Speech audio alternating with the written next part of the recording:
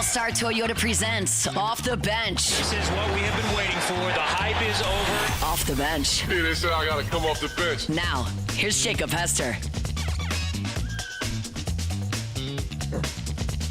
Welcome into a Tuesday edition of Off the Bench. Taylor Sharp here with you in for Jacob Hester. He is out at SEC spring meetings. We'll hear from him a little bit throughout the week. He's going to send us back some interviews they're going to play back for you guys. That'll be more tomorrow and Thursday, but I'm here with you for the next 3 days until Jacob Hester comes back on Friday. I think he's back on Friday, so I texted him yesterday, and I said, hey, you're sending us interviews back, and he's like, yeah, I'll let you know who as soon as I get them together.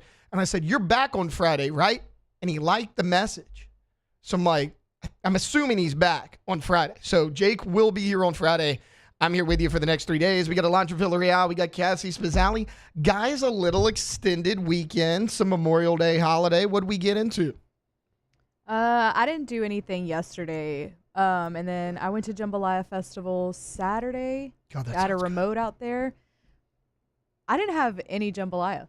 You went to Jambalaya Fest? So they weren't selling any jambalaya, which I thought was weird because it's Jambalaya Festival. All of the little stands just had regular fair food or food truck kind of food.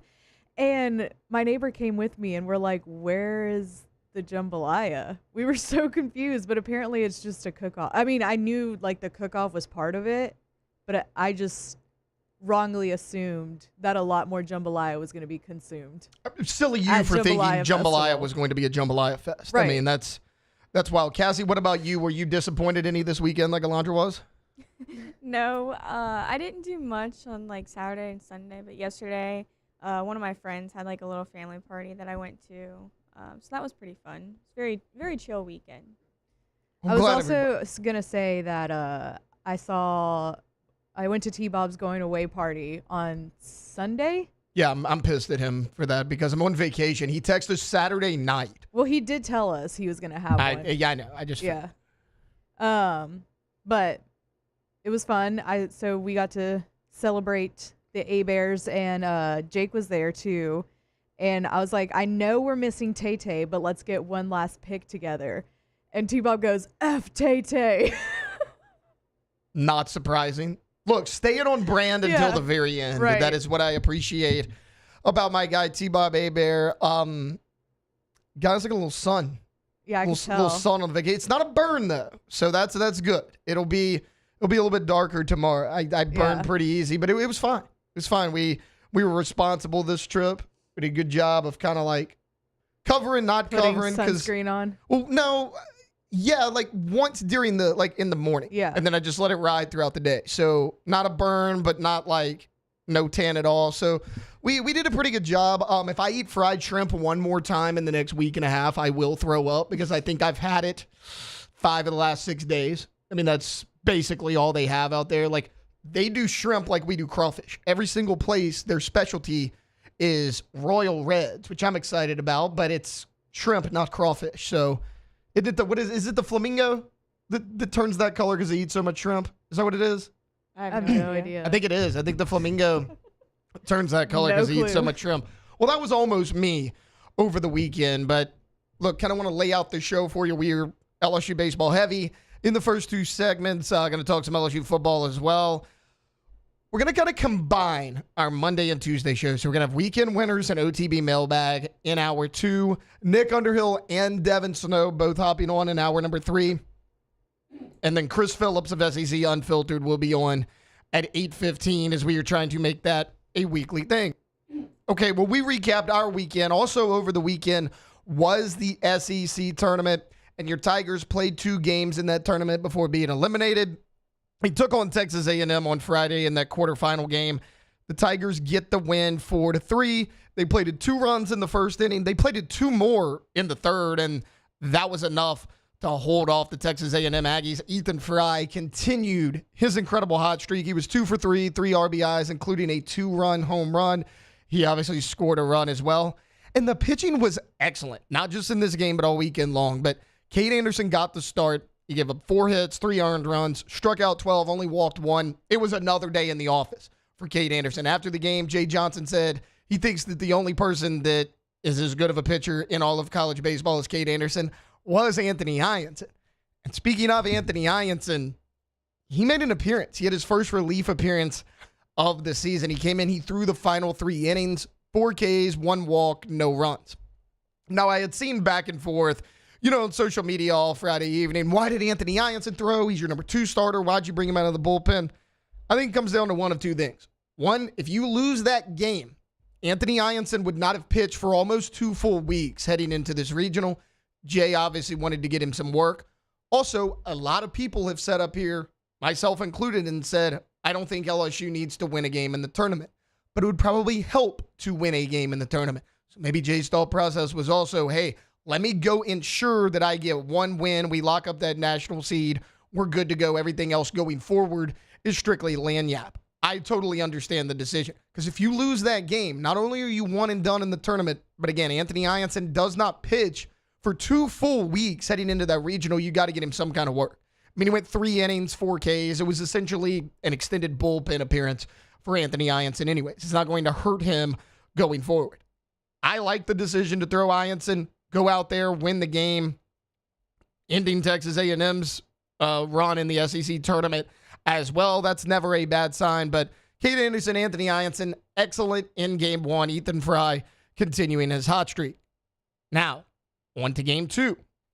LSU loses this game to Ole Miss by a score of 2-0. The bats were ice cold. And when I mean ice cold, I mean they had 2 hits the entire game. That's the concerning part for me, because this Ole Miss staff was dominant against LSU. However, they really hadn't been dominant all year. So the 4 arms that they faced, Cade Townsend got the start. Coming into this game, Cade Townsend had a 5.73 ERA on the season. Gunnar Dennis, who was credited with the win, 3.75 ERA. Will McCausland, 4.23 ERA. Now, Connor Spencer closed out the game. He has a 1.61 ERA on the season. He's been dominant all year long. But you faced the guy with an ERA above 5, 1 approaching 4, and 1 over 4. So they shut you down offensively, and this has not been a top 5 staff in the SEC. I mean, they've been okay, but at times they have struggled. They have shut you down. That is my biggest concern for LSU going into the postseason, is the hitting. We'll get into that in just a minute. However, second game in a row, the pitching was absolutely dominant. So Jaden Newt gets the start. He goes 4 innings, 7 strikeouts, 2 walks, only had 1 earned run. Chase Shores, who, as far as I'm concerned, stays coming out of the bullpen. He's been much better in relief than he has been as a starter. 2 2/3 innings, 3 Ks, 3 walks. So a little bit of control issue there, but he didn't allow any earned runs. He was steady. And then we get to Jacob Myers. The last 2 1/3 belong to Jacob Myers. 4 strikeouts, no walks, no earned runs. When you look at this bullpen, and all year long we have set up here, me, Jake, Alondra, when T-Bob was here, the other shows, you talk about reliable arms out of the bullpen. Because Cade Anderson and Anthony Ianson are 2 of the best, if not the best starters in the SEC. Who can you rely on out of the bullpen? It's always been Zach Callaway, Kason Evans, Cooper Williams if you need a lefty. Jaden Newt's name has been thrown in there as well. Connor Ware's name has been thrown out there. Chase Shores now appears to be a bona fide relief pitcher. But Jacob Myers, I want to talk about this guy more because I think he deserves the recognition. On the season now, Jacob Myers, a 2.92 ERA, won the entire season. He has a 1-0 record. He's been dominant.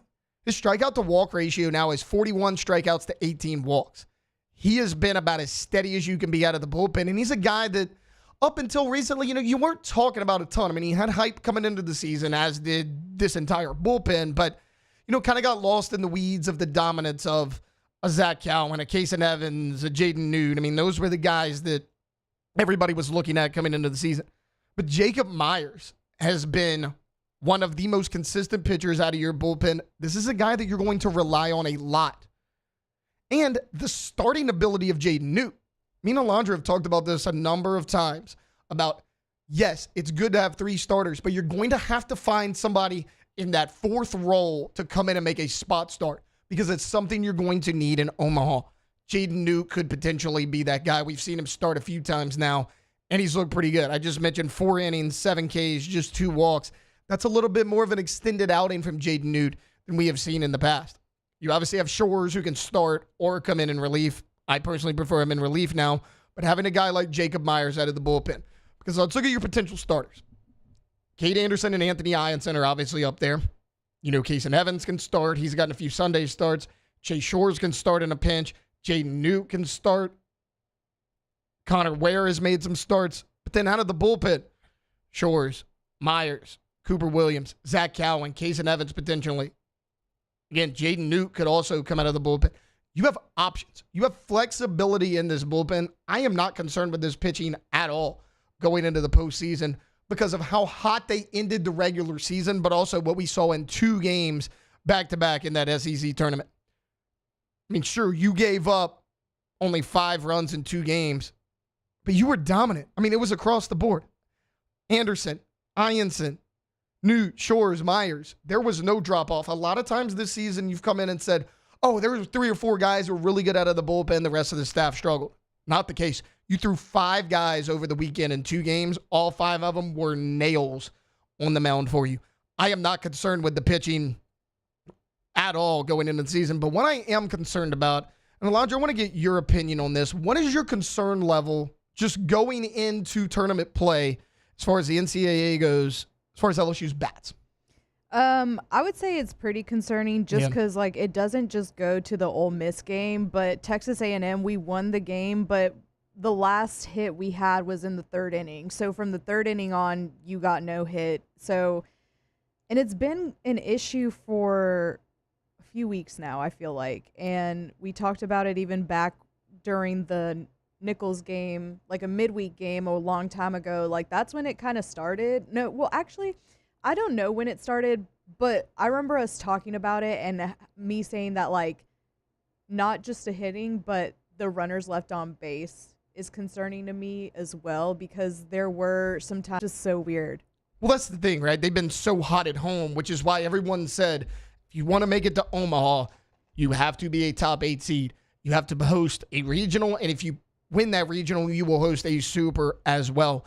The Tigers have done that because you go look at batting across the board. It has been much better at home, and I get that. That's not an LSU thing, right? That's going to be any team across college baseball, but LSU especially. And speaking of a top 8 seed, the Tigers did get just that when the tournament seeding came out yesterday. Everyone assumed that LSU was going to get in that top 8. They get the 6th seed in the Baton Rouge regional. They will host that regional, and they are a national seed. In that regional, you have Dallas Baptist, Rhode Island, and Little Rock. And also, you were paired with the Clemson regional. That's Clemson, West Virginia, Kentucky, and South Carolina upstate. So the winner of that regional, if the Tigers do advance out of the Baton Rouge regional, will come here to Alex Box to play that super regional. I think we had a great draw.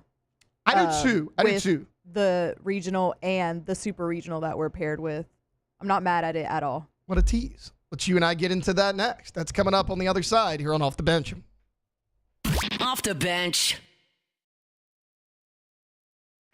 All right, go to PelicanRoof.com. PelicanRoof.com is the website, and check it out. Offices in Baton Rouge and Lafayette, and there on the website you will see what they can do for you. Also, like, financing's right there on the website. Remember this, right? 0 interest for up to 21 months for qualified applicants. You can find that again on the website. A couple of things they're doing here in May that we definitely want to tell you about. They are growing their Baton Rouge team and are looking to hire 10 new sales reps during the month of May, and they are paying up to $10,000 of a signing bonus, and applicants can apply at pelicanroof.com/careers. But also, don't forget, they're giving away a free roof to a mother in need and collecting nominations during the entire month of May. So you do have some time left, right? You still got about a week left, and they're going to announce a winner on June the 2nd. So go nominate at pelicanroof.com and check out their pinned post on Facebook. At Bayou Automotive, we believe in a sales process that puts you first. We want you to experience an easy purchase with clear pricing and great service. Let Bayou Ford and Bayou Chrysler Dodge Jeep Ram be your trusted partners in finding your perfect vehicle. The crew at Bayou Automotive is going to do right by you. Gulf Coast Office Products is a nationally recognized Savin office equipment dealer based right here in Louisiana. Over 100 employees strong, Gulf Coast has the boots on the ground to support all vertical markets, from education, engineering, legal, and finance. With the latest in office technology, from desktop to production segment units, Gulf Coast and Savin have the perfect fit for you. Call 225-756-2644. That's 756-2644 for Gulf Coast Office Products.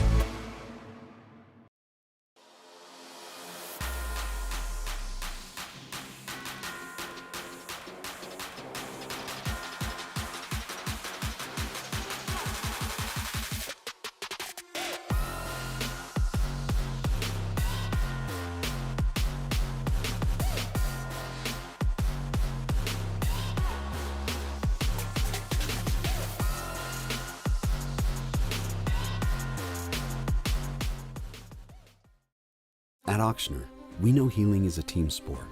That's why we've partnered with world-renowned orthopedic surgeon Dr. James Andrews to create the Ochsner Andrews Orthopedics and Sports Medicine Institute. Whether you're a professional athlete or a weekend warrior, our team of specialists are dedicated to getting you back in the game. So whatever your reasons are for reaching your personal best, we've only got one: you. Ochsner Andrews Institute. Long live you. At Luba Workers' Comp, our journey began over 30 years ago with a simple belief: our clients come first. At Luba, our business has always been focused on people, not policies. Through every success and challenge, we've continued to grow because we've stayed true to our values, committed to providing you with genuine dependability. Because your well-being is more than a priority. It's our purpose.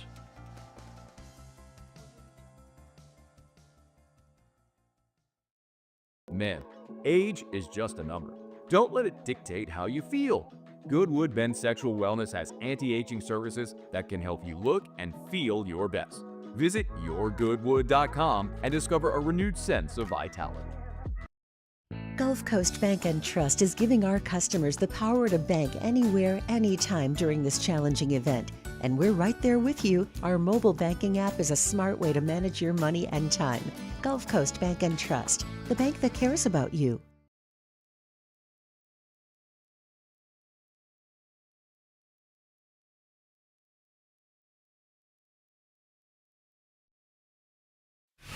Welcome back to Off the Bench.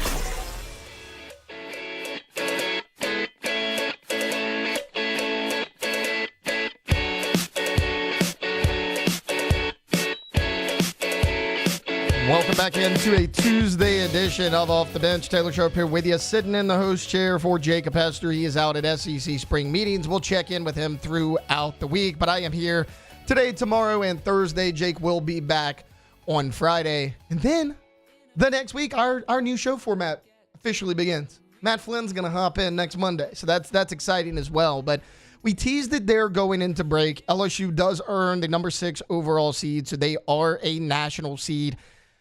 They host the Baton Rouge Regional. Dallas Baptist is the 2 seed. Rhode Island Rams, the number 3 seed. And Little Rock as the number 4 seed. Overall, I really like this seeding and the draw that LSU got. Look, we know about what type of program Dallas Baptist is. They're a team that people always keep an eye on come tournament time because they're one of these smaller teams that just has a really, really good baseball program year in and year out. If you remember, LSU and Dallas Baptist played each other earlier this year in February out in Arlington. Now, the Tigers won that game 7-3, but these teams are so different. Like, look how different LSU is now than they were in February. You were worried about your bullpen. You couldn't get anybody out in the bullpen. You were tearing the cover off the ball. Now, it's kind of the complete opposite. Dallas Baptist is going to be that way as well. The Patriots come in. They're 40-16. They went 21-6 to win the Conference USA by 2 full games. And then if you want to go a little bit further and look at the Rhode Island team, 38-20, 22-8 in the Atlantic 10. They won that league. Not only did they win the league, they followed that up by sweeping through their conference tournament. So this is a Rhode Island team that is hot. Also, they can hit the ball. A 309 team batting average on the season. As far as Little Rock goes, which is going to be LSU's first opponent because the Tigers are the 1 seed. They'll play the 4 seed Little Rock.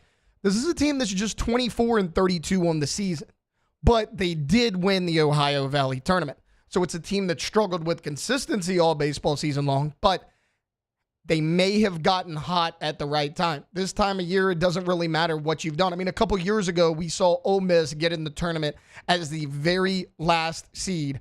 They went on to win the whole damn thing in Omaha and get the national championship. So if you face a team at the right time, it could be a little bit of a problem for you. Now, obviously, LSU is a lot more talented on this team, but don't sleep on this squad.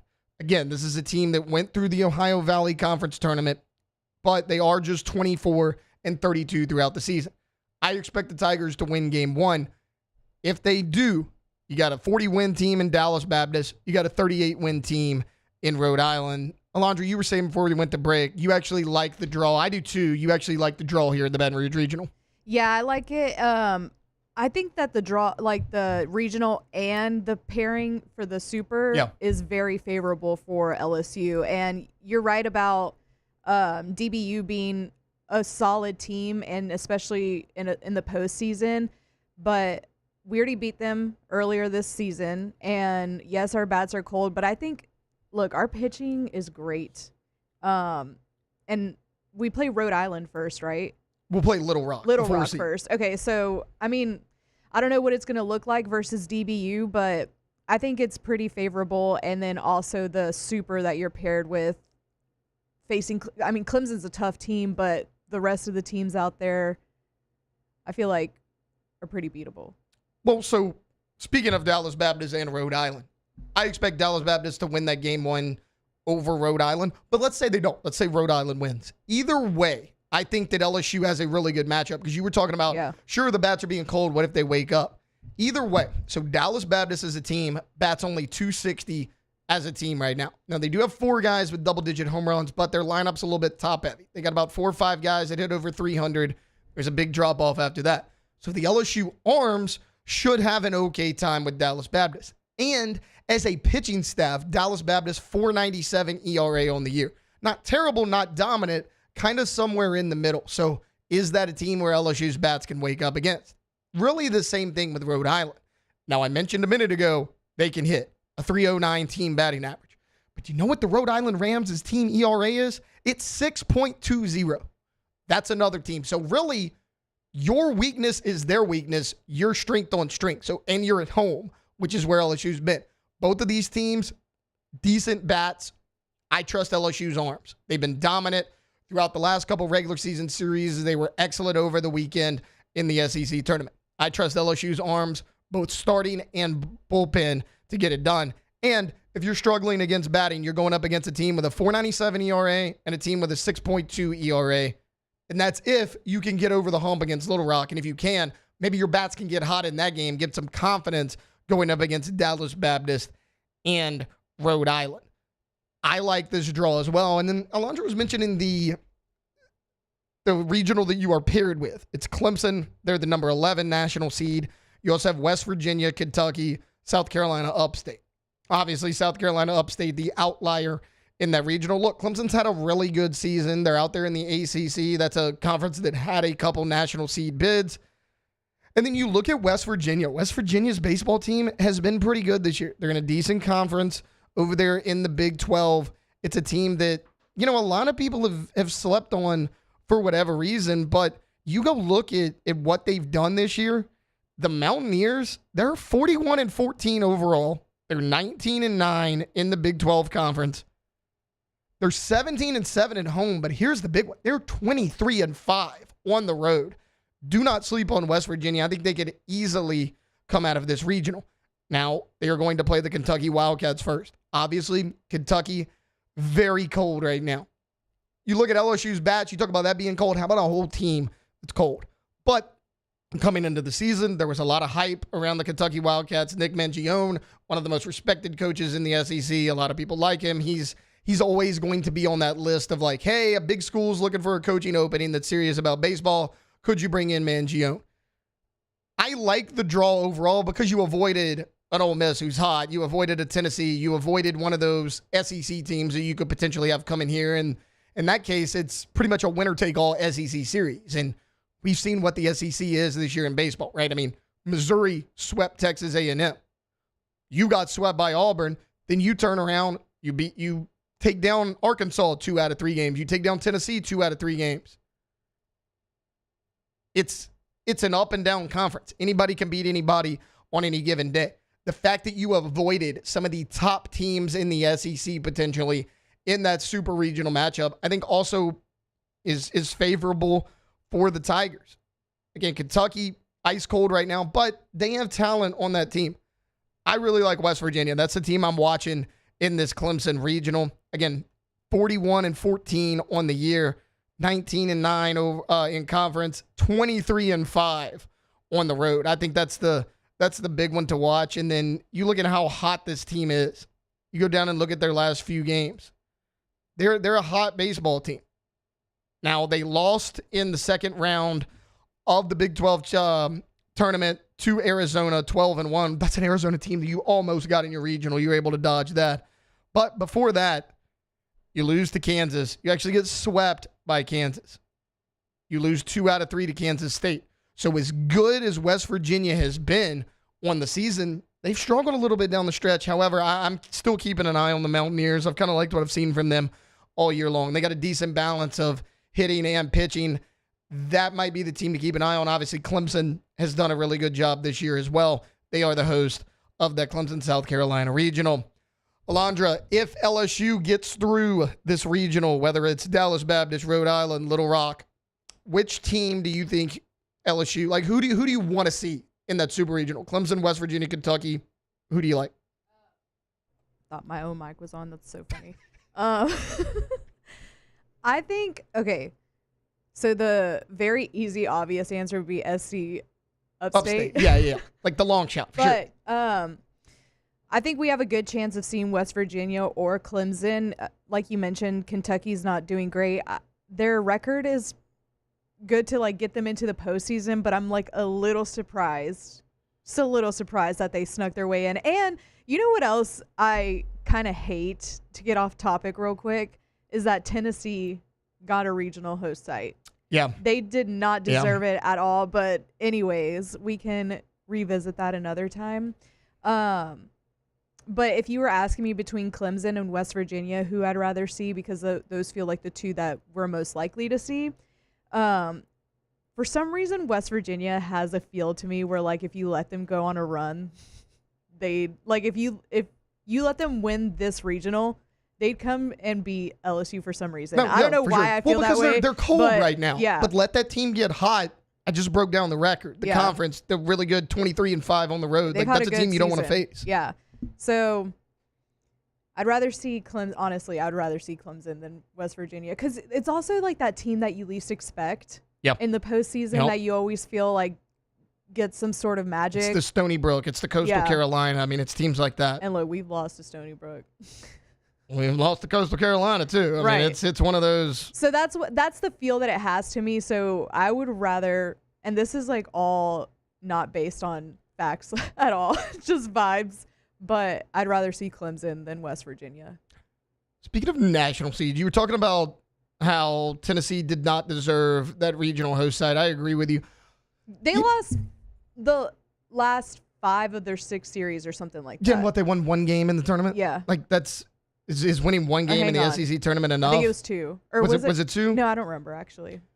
Anyways, there's so much baseball being played last week. When they announced the national seeds, what are your thoughts on Vanderbilt getting the number 1 overall?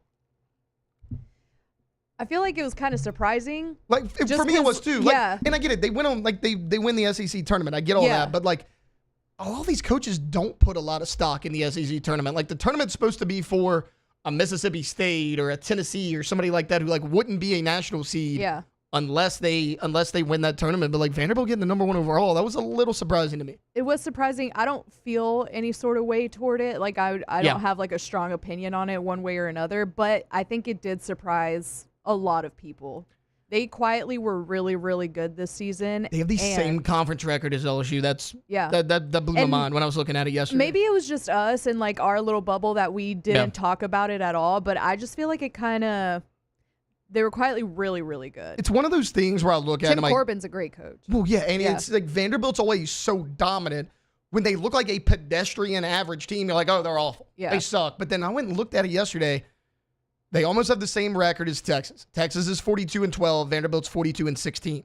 They're 19-11 in the conference, the same as LSU. So it's on paper, the resume is not as bad. Like, I'm with you. When I first looked at it, I was like, this is a little bit surprising. But it's surprising, but it makes sense. Yeah, when I looked at it and I kind of dove into it a little bit last night, it kind of made sense. And that's always a team to watch out for. Like Tim Corbin, multiple national championships. Yeah. Over there in Nashville, so that's a team to watch. I don't remember if you were here when we had Chris on last week, Chris Phillips on last week. Yeah, it was Tuesday, my last day. Yeah, and he mentioned, like, Vandy has a really good record, and they didn't play the bottom of the SEC. Yeah. Like, they didn't play Missouri. They didn't So their RPI is up. It's high, yeah. So, yeah, it's surprising because we didn't pay much attention to it, I guess, but it makes sense. All right, that'll kind of wrap up at least most of our baseball discussion. We do have Chris Phillips coming on at 8:15 from SEC Unfiltered. That was kind of a breakdown, little preview, little taste of that Baton Rouge Regional. LSU will take on Little Rock Friday at 2 o'clock to get that Baton Rouge Regional started. All right, when we take a timeout, on the other side, Joel Klatt ranked his top 10 quarterbacks heading into the 2025 season. This was on Friday. I have major issues with this list. That's coming up on the other side here on Off the Bench. Off the Bench. All right, go to getgordon.com. Getgordon.com is the website for Gordon McKernan Injury Attorneys. And if you go to the website, you can see what they can do for you. Cases they can handle for you in the courtroom, like a full list is on the homepage. You can get past client results. So, people that have worked with Gordon and the team and the results that we always tell you about. If you're watching this on YouTube, you can see right there the numbers tallying up and what they've done for clients here in the state of Louisiana and throughout the state of Louisiana. They are top to bottom, east to west, everywhere in between. Does not matter where you're listening to us in the state of Louisiana. We are talking to you. So you can go to the website, getgordon.com. You can go to any major social media. That handle is going to be at getgordon. So Instagram, Facebook, X, whatever it might be. And then also your area code in Louisiana. So 318-225-985-504-337 does not matter. Followed by 888-8888. Get Gordon and get it done. Men, age is just a number. Don't let it dictate how you feel. Goodwood Men's Sexual Wellness has anti-aging services that can help you look and feel your best. Visit yourgoodwood.com and discover a renewed sense of vitality. At Bayou Automotive, we believe in a sales process that puts you first. We want you to experience an easy purchase with clear pricing and great service. Let Bayou Ford and Bayou Chrysler Dodge Jeep Ram be your trusted partners in finding your perfect vehicle. The crew at Bayou Automotive is going to do right by you.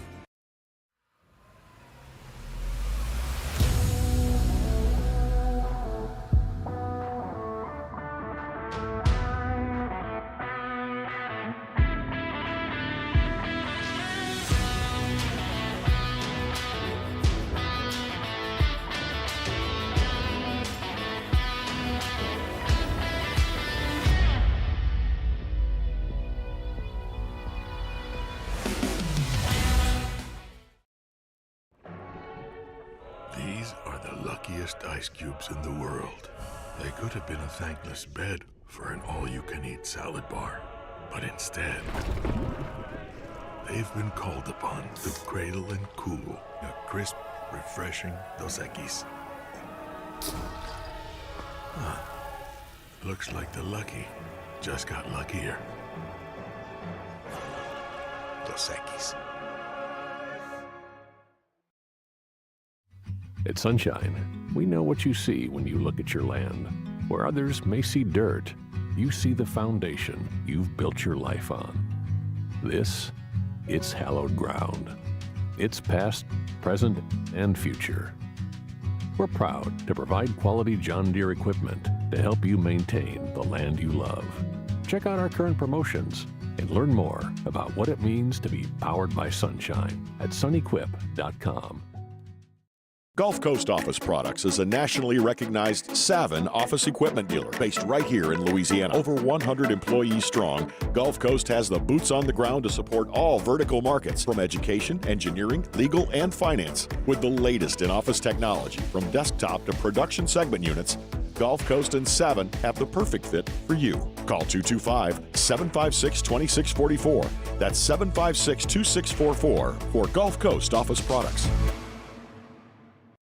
When it it comes to choosing energy for your family and your home, make the smart choice with natural gas. You can count on efficient and affordable natural gas to keep you comfortable and reduce your environmental impact to help protect our planet. Together, we're fueling our energy future. Atmos Energy.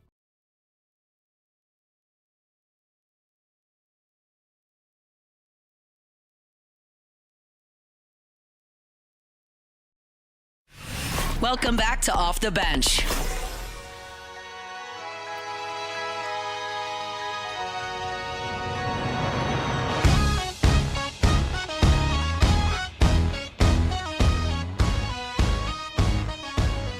Welcome back in. Tuesday edition of Off the Bench. Taylor Sharp here with you, filling in for Mr. Jacob Hester, who is out there at SEC spring meetings. Teased it a little bit there before that last break. Joel Klatt put out his top 10 quarterbacks heading into the 2025 season. I have some major problems with this list. First off, he starts with Carson Beck at number 10. That's fine if you want to put Carson Beck in there. I think Beck's a talented guy. I think that his season last year didn't necessarily show that. Georgia's receiving core was actually really bad. I think they wound up having like the most drops of any Power 4 receiving core in the country. So they didn't help him out any, but Beck had way too many turnovers. I mean, you look at Beck's raw numbers, 3,400 yards, 28 touchdowns, 12 interceptions, 7.8 yards per attempt. I mean, he was pretty average a season ago. Now, Klatt says, okay, well, he didn't have a lot of help on the outside at Georgia, so I think Miami will help him a little bit. Who does Miami have? You lost Xavier Restrepo. You lost Elijah Arroyo.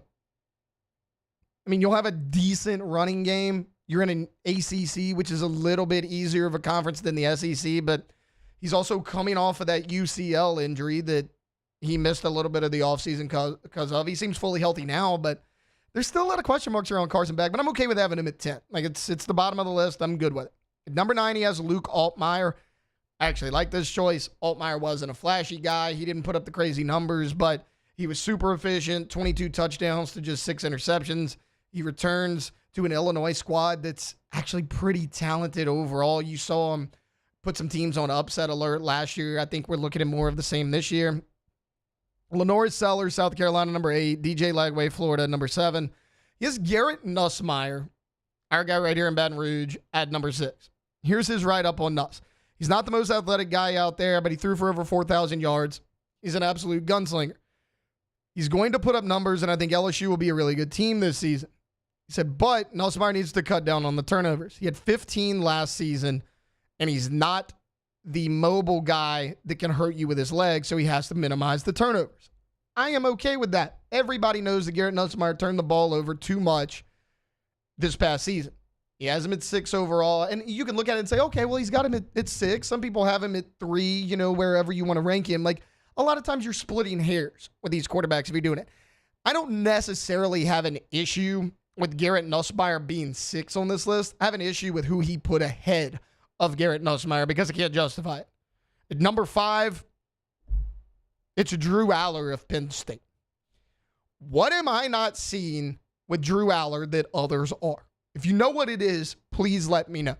He struggles in big games. There was a college football playoff game where he didn't complete a pass to a wide receiver. Klatt mentions that in his write-up, but he says, that's a lot on the wide receivers. Okay, that's fine. You can blame the wide receivers. Have they gotten significantly better this year? I mean, maybe a little bit, but, they're not exactly a stud wide receiver core top to bottom. How's it going to be any different? Singleton and Allen at running back are studs, but again, your weapons on the outside are minimal. Drew Aller gets the benefit of the doubt because he was a 5-star coming out of high school, and he's 6'5". That's what it is. Because Klatt says, okay, he may not be where we want him to be, but he's improved year in and year out as a starter in college football. But that's not true. You go look at his numbers. In 2023, he completed almost 60% of his passes. This past season, it was over 66%. Okay, so that is better. He also threw for more yards this year. But he had 1 less touchdown pass and 6 more interceptions than he had in 2023, and he's still struggling in big games. So all this talk about, he's not where we want him to be, but he showed promise, he showed improvement, that's not true. Drew Aller is essentially the same quarterback he was the day he got on campus. He has 53 touchdown passes over 3 years, which is really good, but 4 touchdown passes as a freshman in 2022, he didn't play a ton. a 25-2 touchdown interception ratio in 2023, 24-8 last season. He backtracked a year ago. He goes from 202 yards a game 2 years ago to 207. That's not a huge improvement. And find me these incredible weapons that Penn State added top to bottom to say, oh, they're going to be one of the best receiving corps in college football. Drew Aller, no doubt, bona fide top 5 quarterback. If Drew Aller wasn't a 5-star coming out of high school, he would not continue to get the benefit of the doubt. Now, at number 4 on this list, it's Sam Leavitt from Arizona State. I'm okay with this. Look, he's a guy that came on late in the season. He made big plays for the Sun Devils. Now, he gets Jordan Tyson back, who was his top receiver a year ago. But what will he do without Cam Scatterbu to lean on? Teams are now going to be keying in on Sam Leavitt, not Cam Scatterbu. That's going to be a little bit of a learning curve for him. At number 3, it's John Mateer. I hate having John Mateer this high. He was great at Washington State last year, but it's his first year at Oklahoma and his first year in the SEC. He's a talented guy. Look, if you want to put him at 7, you want to put him at 8, I'm good with that based on talent alone. You can't have him in your top 3 after not playing in the SEC at all.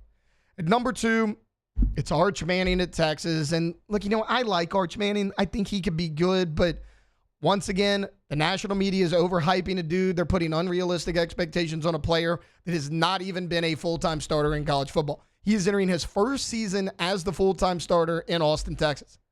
You cannot have this guy at number 2. He's going to have weapons on the outside. He's going to have a good running game. He's going to have a good offensive line because Texas has all these things. But it's going to be up to Arch Manning to put all that together. Is he talented enough? Maybe. Hell, I don't know. I think he's got potential, but we're going to have to see it. Everyone is ranking Arch Manning, and this is unfair to say because I think he actually could be a good quarterback.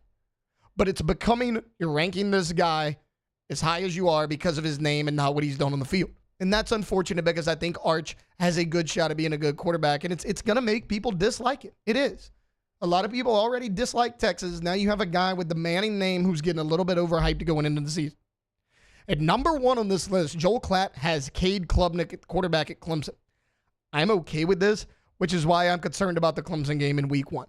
He was excellent a year ago, and everything you say about Garrett Nussmeier, he threw for a lot of yards, he had a lot of touchdowns, he had too many turnovers. Cade Klubnik didn't.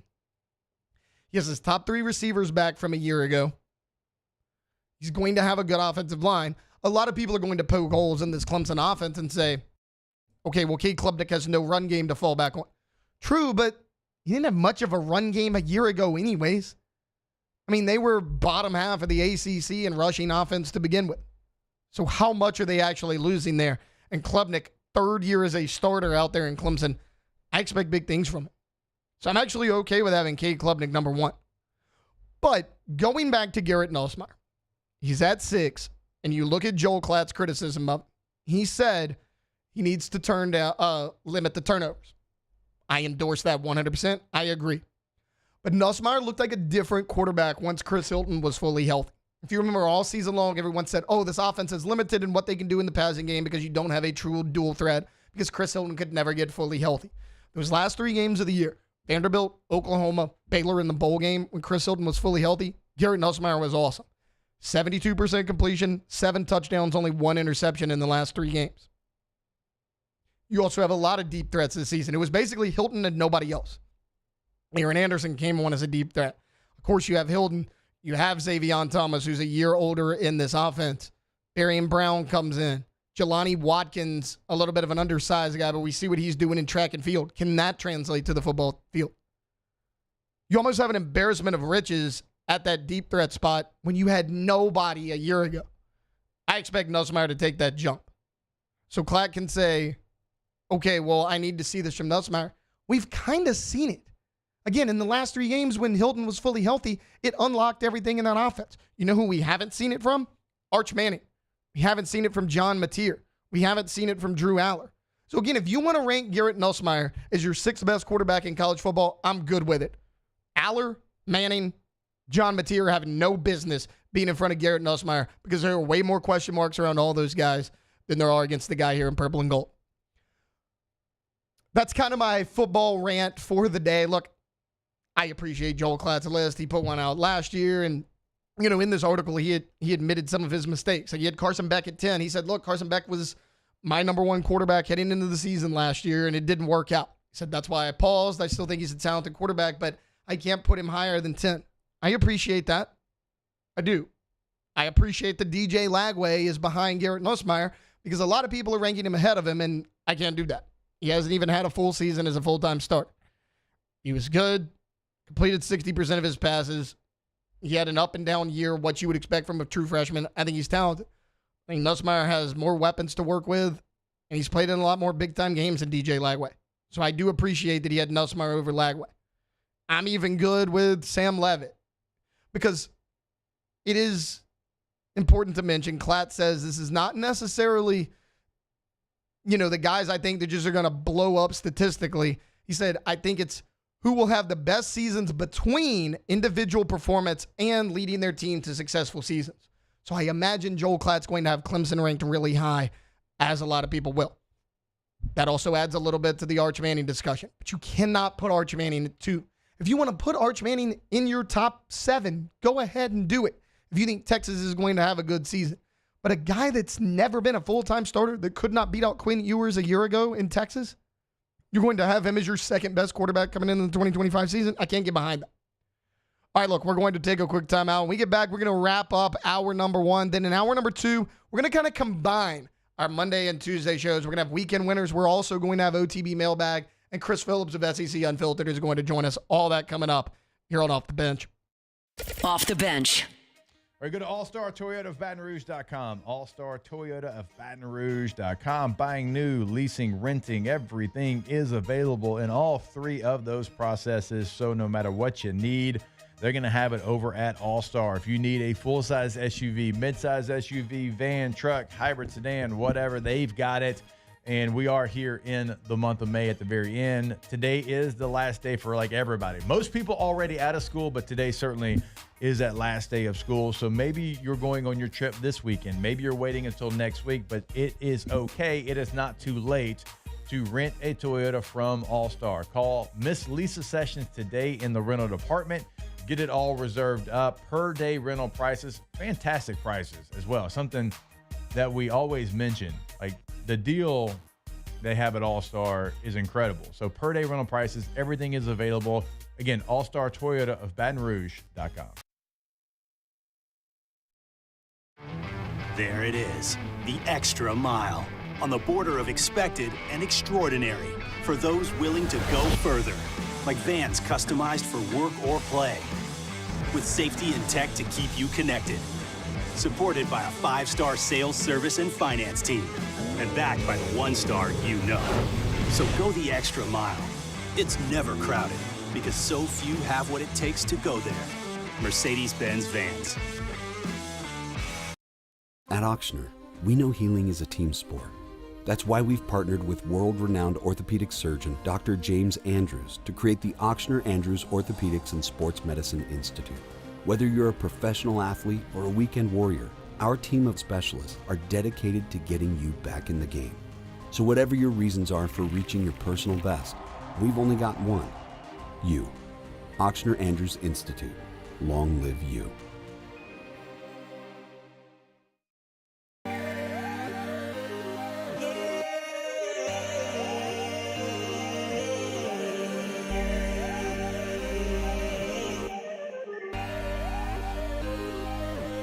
You gotta believe in a dream. Believe. You gotta believe in a dream. Believe. You gotta believe. My whole team on wild. ED, low T, or simply seeking to optimize your health and performance? Goodwood Men's Sexual Wellness offers a range of discreet services to address your specific needs. We empower men to reclaim their health and confidence. Visit yourgoodwood.com. At Luba Workers Comp, our journey began over 30 years ago with a simple belief: our clients come first. At Luba, our business has always been focused on people, not policies. Through every success and challenge, we've continued to grow because we've stayed true to our values, committed to providing you with genuine dependability. Because your well-being is more than a priority. It's our purpose.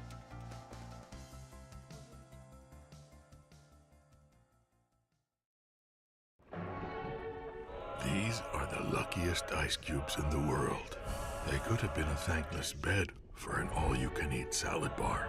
But instead, they've been called upon to cradle and cool a crisp, refreshing Dos Equis. Looks like the lucky just got luckier. Dos Equis. At Sunshine, we know what you see when you look at your land. Where others may see dirt, you see the foundation you've built your life on. Welcome back to Off the Bench. And breeze blocks. Shivers in your fever, scream me again. Never kisses, or do you ever send a full stop? Do you know where the waffles go? They go. Guys, exciting news. It's picture day today. Everybody at Guarantee last week had to take their new Guarantee website, like headshot, professional headshot pictures. It was, of course, Wednesday. Of course, I was not here. So now I get to drive to some studio on Government Street that I'm still trying to figure out where it is and take my headshot. Completely forgot about it. Luckily, I do have an ESPN shirt on today. So we will be getting that done here relatively shortly after the show. I think I'm going to be there at like 10:30. Any of you watched Righteous Gemstones? No. You've never watched it?